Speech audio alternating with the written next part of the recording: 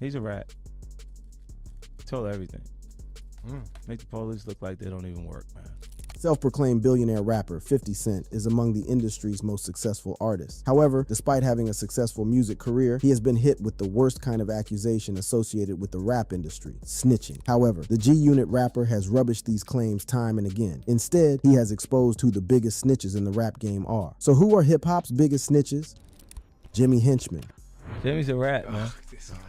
Jimmy's a cold stone rat. Jimmy been snitching since 1942. The beef between 50 Cent and Jimmy Henchman has been a long-standing feud filled with violence, accusations, and shocking revelations. From the public fallout between 50 Cent and The Game, who was managed by Henchman, to the violent incidents and alleged snitching accusations, the feud took on a life of its own. 50 Cent has accused his nemesis of being a truth teller in various interviews and even posted paperwork that showed Henchman had snitched. In the post caption, he referred to his rival as Jimmy Snitchman. This accusation forced Henchman to appear in an interview denying rumors that he was ratting out his former associates. Who did I tell on and who is in jail because of me? The government skillfully and systematically went after those around me with the help of individuals like Haitian Jack, who is now in the Witness Protection Program and was relocated to the Dominican Republic. They would arrest these people secretly and have them wear wires or tape me, he said in the interview. After the family pain, it's the betrayal that hurts the most. All the guys that falsely testified or helped the government in bringing me down, that hurts me. I thought these guys were my friends. God bless them. If any of them were dying of thirst, I would have bled from my wrist to save them. That has proven to be my Achilles heel. Henchman then went on to reveal that it was 50 Cent who was actually going to cooperate with the authorities but pulled out at the last minute. One thing for sure is that Curtis was scheduled to testify at my murder trial but reneged on the prosecutors at the last minute. Clowns do clown things. 50 Cent responded to this accusation on his Instagram. According to him, Henchman was lying. 50 posted a photo of Henchman with the caption, "Rat alert, old gangster Jimmy still talking. He done told everything he could think of. Now he making up shit." Henchman's publicist, Sabrina Stowe, also told the press that her client had not testified in court against anyone. Mr. Roseman never testified in court against anyone, and so the term snitching shouldn't apply to him. I don't recall this music mogul or rapper or anyone from that camp at the last trial, and so the information that he allegedly tweeted is not accurate information. So how did the animosity between 50 Cent and Henchman start? It all began in 2005 when 50 Cent made a public announcement that sent shockwaves through the music industry. He dropped The Game from his label, G-Unit, live on air on Hot 97. The Game was managed by Roseman at the time, who went to speak to 50 Cent personally at the New York radio station. A disagreement ensued, shots reportedly rang out, and thus marked the beginning of a bitter rivalry that would escalate over the years. Henchman was a well-known music executive who founded Caesar Entertainment. He is also known for once managing a list of music clients, including Game, Sean Kingston, and Gucci Mane, all while building a multi-million-dollar cocaine enterprise on the side. The tension between 50 Cent and Henchman quickly escalated, leading to acts of violence and aggression. One notable incident occurred in 2007 when Henchman's son became a target of Tony Yayo, a member of G-Unit, and Lodi Mac Fletcher, a close associate. The attack on Henchman's son further fueled the animosity between the two camps. The feud between 50 Cent and Jimmy Henchman was no ordinary rivalry. It was a clash of egos, power, and influence. The music industry watched as these two titans clashed, leaving a trail of destruction in their wake. As tensions continued to rise, the feud took a dark turn. Henchman's people were allegedly planning a hit during the filming of the music video for 50 Cent and Akon's single, I'll Still Kill. However, divine intervention seemed to be on 50 Cent's side, as Henchman's people backed out at the last moment. Yayo, reflecting on the incident, revealed that Henchman's people had silencers, but their gun jammed. It was a moment that would be etched in the annals of this bitter rivalry. It's in the paperwork, and the gun went off in the car. So as the gun went off in the car, I guess it jammed, and they backed out of what they wanted to do. So God is good. I guess God was on our side at that time. The acts of violence and aggression between the two camps were a stark reminder of the dark side of the music industry. It shed light on the dangerous and unpredictable nature of personal vendettas and the consequences that can arise from them. As the feud between 50 Cent and Jimmy Henchman continued to escalate, it took a dark turn that would forever change the course of their rivalry. Henchman found himself entangled in a web of criminal activities that would lead to his downfall. In 2011, Jimmy Henchman faced a trial that would expose his involvement in running a cocaine ring and hiring men to kill Lowell Lodi Mac Fletcher, a close associate of G-Unit. The shocking revelation sent shockwaves through the music industry and further intensified the beef between Henchman and 50 Cent. The trial shed light on the dangerous and illicit activities that were taking place behind the scenes of the music industry. It was a stark reminder that fame and fortune often come with a dark underbelly. During the trial, it was revealed that Henchman had orchestrated the murder of Lodi Mac Fletcher, allegedly in retaliation for the attack on his son. The details of the crime were chilling, painting a picture of a man consumed by revenge and willing to go to extreme lengths to settle the score. The fallout from Henchman's conviction reverberated throughout the music industry. It was a stark reminder of the consequences that can arise from getting involved in illicit activities and the price one has to pay for their actions. Despite all this, it has not been properly established whether Jimmy Henchman is truly a truth teller. 6ix9ine. Were you a member of any gang? Yes, sir. What was the name of the gang that you were a member of? The 9 Trey Bloods. When it comes to snitching, no one comes close to New York rapper 6ix9ine. The New York rapper is famously known for snitching on his gang. Faced with 47 years in prison, the rapper decided to rat everyone out and deal with the consequences later. Although he had first pleaded not guilty, he soon changed his tune and cooperated with the authorities. It turns out he had his mind made up only a day after he was arrested. At some point, did you decide to cooperate with the government? Yes. When did that happen?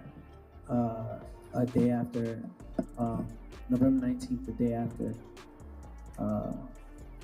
we was taken down. On the 18th of November 2018, 6ix9ine and 4 other associates were arrested and charged with federal RICO and firearms charges, including conspiracy to commit murder and armed robbery, and faced up to life in prison. He was part of a violent sect of the Bloods known as the 9 Trey Gangsters, a confession he made while in court. Were you a member of any gang? Yes, sir. What was the name of the gang that you were a member of? The 9 Trey Bloods. Audio from the rapper's court testimony also had him confessing to the various crimes that the gang had engaged in. From drugs to assaults, 6ix9ine was all too happy to let the world know what the 9 Trey Bloods had been up to in the streets. What sorts of things did 9 Trey members do? We participated in a lot of, violent crimes, robberies, assaults, drugs, sorts of that nature.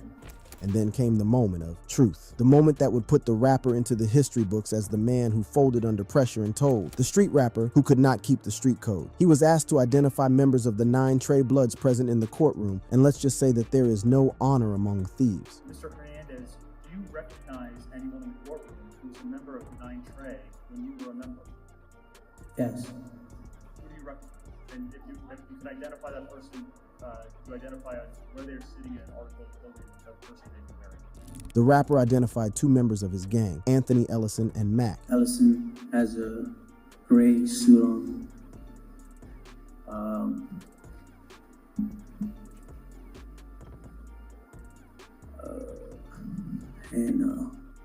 Nuke Ajimai Mac has the brown suit on.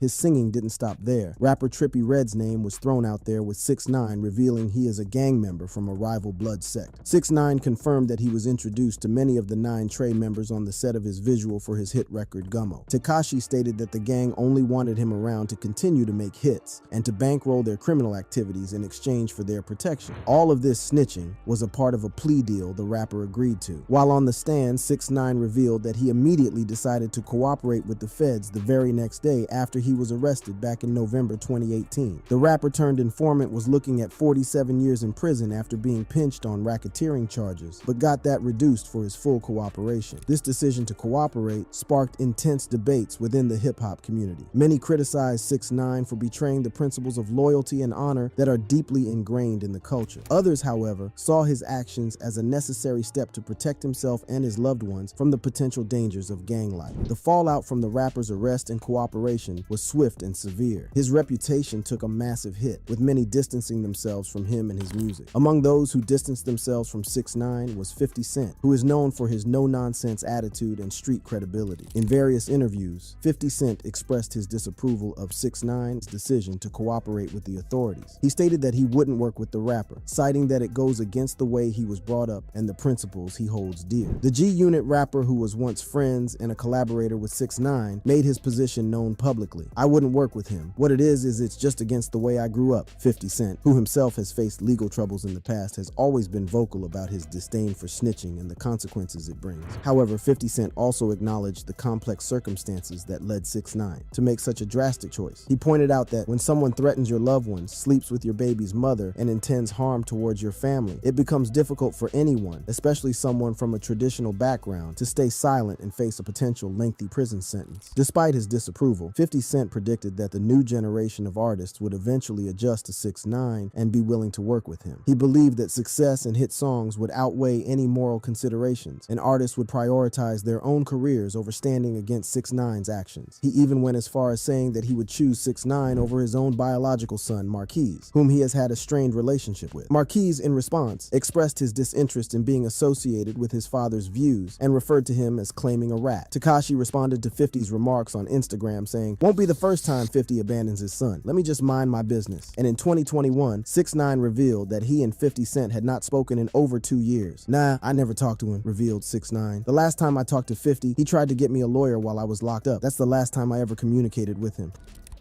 Prof. Michelle.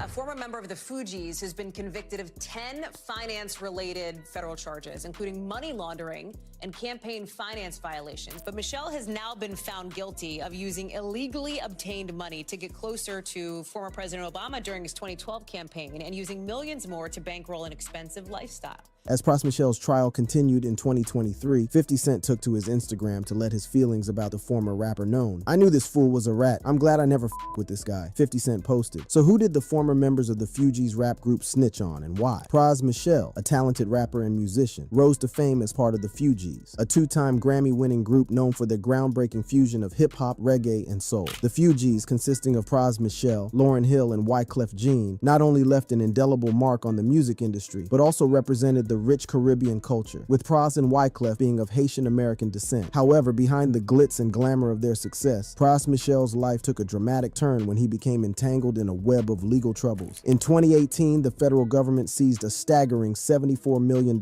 from his accounts across 4 banks. These funds were linked to his alleged involvement in a complex money laundering scheme connected to the infamous embezzlement scandal involving Joe Low, a Malaysian financier and convicted money launderer. The legal woes continued to mount for Prof Michelle when, in May 2019, he was indicted on 4 criminal counts for illegally contributing over $1 million to Barack Obama's 2012 presidential re-election campaign. The government offered him a plea deal, but Michelle declined, leading to the addition of 8 more charges to his indictment. These charges included bank fraud, concealment of material facts, witness tampering, violating the Foreign Agents Registration Act, and working as an unregistered agent of the People's Republic of China. As the courtroom drama unfolded, Prof Michelle took the stand in his federal conspiracy case where he made a shocking admission. He revealed that he had worked with the FBI as a federal informant. This revelation sent shockwaves through the music industry and left fans and followers of the Fugees in disbelief. Prof Michelle, however, maintained his innocence despite his role as an informant. He claimed that his actions were part of a larger scheme and that he was not aware of the full extent of the illegal activities he was involved in. The complexity of the case and the intricate web of financial dealings have made it a subject of intense scrutiny and speculation. The impact of Prof Michelle's legal troubles extends beyond his personal life. It raises questions about the legacy of the Fugees and their cultural significance. The group, with their fusion of musical genres and representation of Caribbean culture, had a profound influence on the world of hip-hop. Now, with this shocking revelation, fans and critics are left grappling with the tarnished image of one of their beloved artists. To understand Prof Michelle's connection to the 1MDB scandal, we must first unravel the story of Joe Low, a Malaysian financier and convicted money launderer. Low, a charismatic figure, began making waves in New York and Los Angeles over a decade ago, frequenting clubs and spending exorbitant amounts of cash. He cultivated relationships with celebrities like Prof Michelle, Leonardo DiCaprio, and Paris Hilton, presenting himself as a successful businessman and financier. However, behind the scenes, the federal authorities were building a case against Low. They alleged that he was laundering billions of dollars stolen from Malaysia's State Development Fund, the One Malaysia Development Berhad, or 1MBD, by the country's former prime minister and his associates. The scale of the embezzlement was staggering, and the investigation into the 1MBD theft had caught the attention of the Justice Department. In 2012, Joe Low sought access to the Obama campaign, and it was during this time that Prof Michelle's involvement with him began to unfold. Michelle testified that Low, a foreign national barred from donating to U.S. candidates, gave him a staggering $20 million.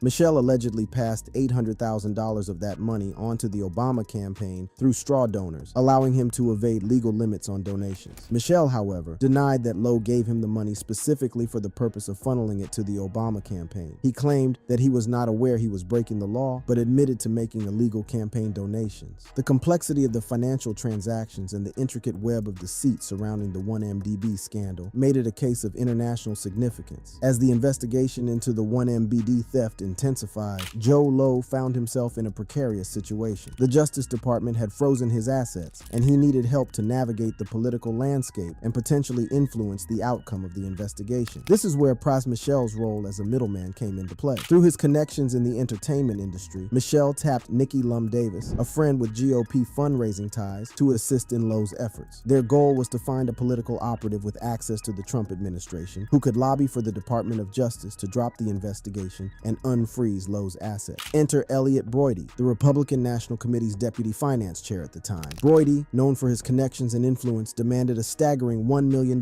just for a meeting with Lowe in Bangkok. With the payment secured, Broidy set about lobbying Trump and other White House officials on Lowe's behalf. Broidy's efforts included attempting to set up a golf date where Malaysian Prime Minister Najib Razak, who has since been imprisoned for his role in the 1MDB scandal, could directly lobby Trump. He also pushed the narrative that the DOJ's investigation was damaging U.S.-Malaysian relations, further highlighting the high-stakes nature of the situation. Meanwhile, Joe Lowe was not only seeking help from American authorities, but also from Chinese authorities. To curry favor with the Chinese government, Lowe introduced Pras Michel, Nikki Lum Davis, and Elliot Broidy to Sun Lijun, then China's Vice Minister of Public Security, during a secretive meeting in Shenzhen, China, in May 2017. Sun sought their assistance in getting Guo Wengui, a reputed billionaire who had fled China, sent back to face criminal charges. The astonishing part of this saga is the amount of money involved. Pras Michel, astonishingly, received over $100 million for his efforts to help Yo Lowe and Sun Lijun. Michel kept around $74 million of that sum until the Department of Justice seized it. Both Broidy and Davis, who later pleaded guilty to illegal foreign lobbying charges, also received substantial amounts of money, which they later forfeited. T.I.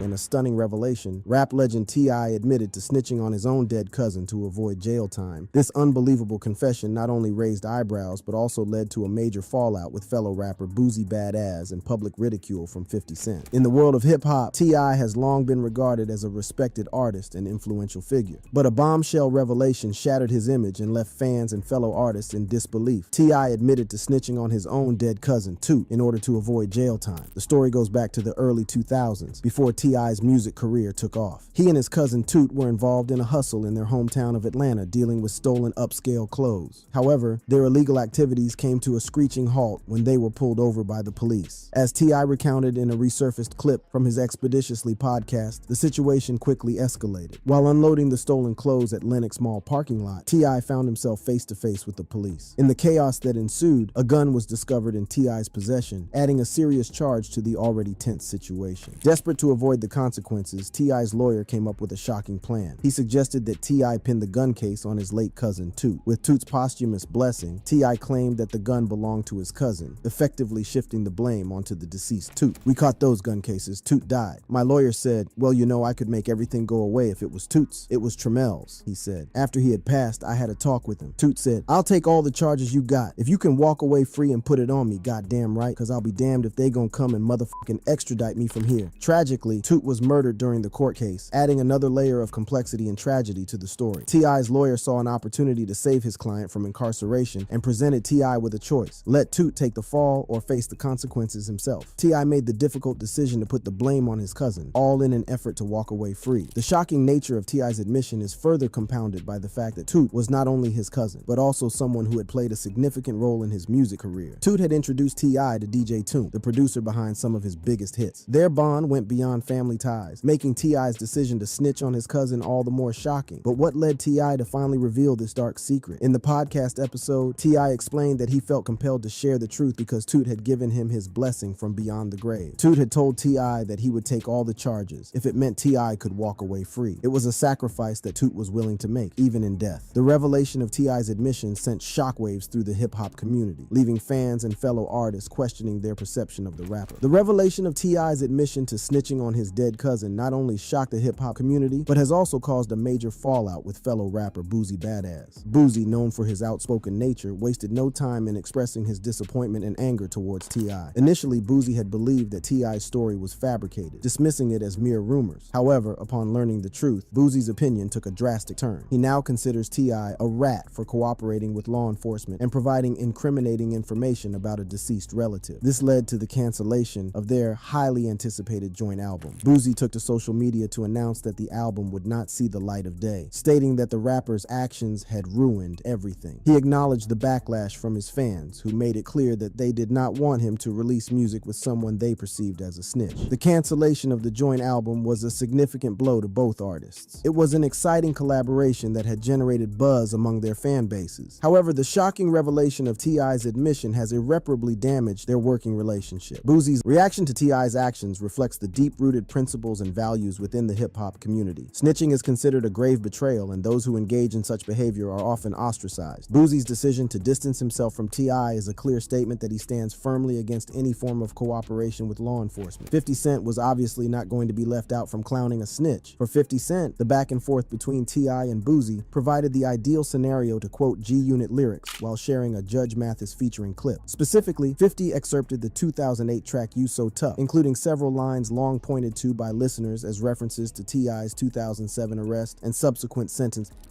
Megan Thee Stallion. The drama between Canadian rapper Tory Lanez Z and Megan Thee Stallion saw artists pick sides. 50 Cent was not left behind. The rapper mocked both parties by sharing some memes on his Instagram account. One meme features Megan and Tory's heads photoshopped on the characters from the 1991 classic film Boys in the Hood, from the iconic scene where Ricky was viciously gunned down. In the caption with the photo, he wrote, "Run Ricky Run. What the f*** is really going on?" He quickly followed it up with one taunting Tory, photoshopping the Canadian rapper's head on Mini-Me from the Austin Powers franchise. Tory was like, "Bitch, quit playing with my pimpin'. I'm not for the games," he captioned the post. One of the reasons 50 may have been clowning Megan was the fact that she had cooperated with the cops and had lied about the whole incident. The memes didn't sit well with Megan's producer Lil Ju, who went ahead to clap back at 50 Cent saying, "This is probably how you was running in May 2000. Lil Ju was referring to the 2000 shooting in which 50 was shot 9 times in Queens, New York. Megan Thee Stallion took to Twitter and made it very clear that she did not like the jokes about her traumatic situation and pointing out the failure to protect black women as more memes like 50 Cent's kept popping up on the internet. Black women are so unprotected and we hold so many things in to protect the feelings of others without considering our own," she said. "It might be funny to y'all on the internet and just another messy topic for you to talk about, but this is my real life and I'm real life hurt and traumatized." The legendary rapper was forced to apologize for his memes after more evidence came out, incriminating Tory. I'm gonna apologize to Megan Thee Stallion. According to 50, he thought that Megan was lying at first, but after Tory's infamous jail phone call, where the rapper seems to admit his mistake was leaked, he changed his allegiances. So how did all this unfold, leading to 50 Cent's insensitive yet hilarious memes? Well, it all began with Megan going on Instagram Live and revealing shocking details about an incident that had happened. "Yes, this Tory shot me." On July 12, 2020, Tory was arrested on a charge of carrying a concealed weapon in a vehicle. That night, fellow rapper Megan Jovan Ruth Pete, alias Megan Thee Stallion, sustained a foot injury from which she was bleeding. She was taken by ambulance to Cedars-Sinai Medical Center for treatment. Interestingly, reports showed that Megan's foot injuries had been caused by broken glass. According to the cops, they were responding to reported gunshots at a Hollywood Hills residence. According to them, Megan Thee Stallion's foot seemed to have been cut by broken glass in the SUV when they found the vehicle. An LAPD report even surfaced online that mentioned Dr. Lafredo, who attended to Megan that night, treated the rapper for a laceration caused by glass. The report allegedly confirmed that x-rays of the supposed gunshot wound showed no bullet pieces were recovered or extracted from the rapper's injured foot. Staff at the hospital also noted that Megan was asked repeatedly about her injuries, but she stated that she never heard a gunshot and initially did not even believe that there were bullets present. According to Megan, doctors didn't disclose to her that she had bullets in both of her feet until police had already left the hospital grounds. At this point, she was informed about the possibility of undergoing surgery and was forced to come clean on the incident that had occurred earlier. After the surgery, 3 bullet fragments were recovered. Apart from that, the same report does show that the 2 officers at the scene, Officer Diaz and Officer Olivia, found a yellow pendant, a nail, and spent casings from the crime scene. So even as Tory maintained throughout the trial that he did not shoot Megan, one thing was certain: a gun had been fired that night. But if Tory had not discharged the firearm, who did? The trial trial ended with Tory being sentenced to 10 years in jail, much to the disappointment of his family and a large section of his fans. But for some reason, Megan first told everyone that she had stepped on glass and later snitched on Tory, making her testimony very suspicious.